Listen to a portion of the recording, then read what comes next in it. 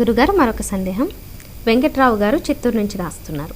మనిషి మరణించాక మళ్ళీ పునర్జన్మ ఉంటుంది అంటారు కదా, మళ్ళీ శ్రాద్ధ కర్మలు నిర్వహించడం దేనికి తెలియచేయగలరంటూ కోరుతున్నారు. పునర్జన్మ ఉండే విధానం స్పష్టంగా ఉంది, అనుమానం ఏమాత్రమూ లేదు. అంచేతనే ఒక్కొక్క పిల్లాడు పుట్టుకతోటే అనేకమైనటువంటి రాగాల్ని ఏమాత్రం శృతి లయ తప్పకుండా అలా చెప్పేస్తూ ఉంటాడు. ఒక్కొక్కడికి అద్భుతమైనటువంటి గణిత శాస్త్ర ప్రజ్ఞ పుట్టుకతో వస్తూ ఉంటుంది. ఒక్కొక్కడికి మంచి మేధావి శక్తి విధానం ఉండి ఎంతైనా సరే ఆ బుద్ధిలో నిలువ చేసుకోగలిగిన తనం ఉంటుంది. కాబట్టి పునర్జన్మ ఉంది, అందులో అనుమానం ఏమాత్రం లేదు. కానీ ఆ పునర్జన్మ లభించడం అనేది ఇక్కడ మరణించిన వెంటనే పుట్టడం అనేది ఉండదు. మనకి మామూలుగా మన వాళ్ళు అంటుంటారు, అదిగోరండి మా నాన్నగారు అక్కడ గతించారు, సరిగ్గా అదిగో కోడల గర్భంలో పిల్లవాడు పుట్టాడు, ఆయనే ఇక్కడ పుట్టారు అంటుంటారు. అలా ఉండదు నిజానికి. ఇలా అనుకోవడం సంబరపడాల్సినటువంటి అంశమే, కానీ ఇది అది ఒకటి కాదు. పేరు కూడా అలా పెట్టుకోవడం, కొన్ని చోట్లయితే వాళ్ళని ఆ పుట్టినటువంటి పిల్లవాడిని నాన్నగారు నాన్నగారు అనే పిలుచుకుంటూ ఉండడం, అసలు వాడిని కొడుకుగా భావించకుండా తండ్రిగానే భావిస్తూ ఉండడం, ఇలా కనిపిస్తూ ఉంటుంది.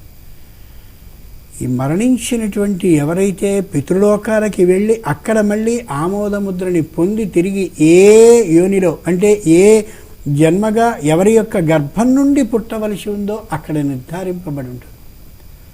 ఆ పుట్టే కాలంలో చేయవలసినటువంటి విధానం ఏదో అది శ్రాద్ధ విధానంగా ఉంటుంది. 12 మాసాల పాటు అక్కడి దాకా ప్రయాణించినటువంటి ఈ జీవుడు అక్కడి నుంచి ఏ గర్భంలో జన్మించవలసి ఉందో రుణ అనుబంధ రూపేణ అక్కడ పుడతాడు. అప్పటి వరకు దారి భత్యంగాను ఇయ్యవలసినటువంటి ఆహార పదార్థంగాను అలాగే జలంగాను వాళ్ళు ఏ విధమైనటువంటి అభ్యంతరాలని పొందకుండా దాటేటటువంటి విధానంగాను ఈ శ్రాద్ధ కర్మను ఆచరిస్తాం. ఏదో పునర్జన్మ వెంటనే జరుగుతుంది అని అనుకోవడం ఏమాత్రం సరికాదు. 12 నెలల పాటు అయిన తర్వాత సంవత్సర విమోకములు అని చేస్తారు. దాన్నే సాంవత్సరికములు అని పిలుస్తారు. సంవత్సరీకాలు అంటారు, సంవత్సరీకాలు కాదు, సాంవత్సరికములు అంటే సంవత్సర కాలం నిండినది అని చెప్పేది. అప్పుడు ఆలోచిస్తూ ఉంటుంది ఎక్కడికి వెళ్ళాలి అనే ఒక నిర్ణయం చేసుకుంటూ. అంచేత అప్పటి వరకు ఇది చేస్తూ ఉండాలి.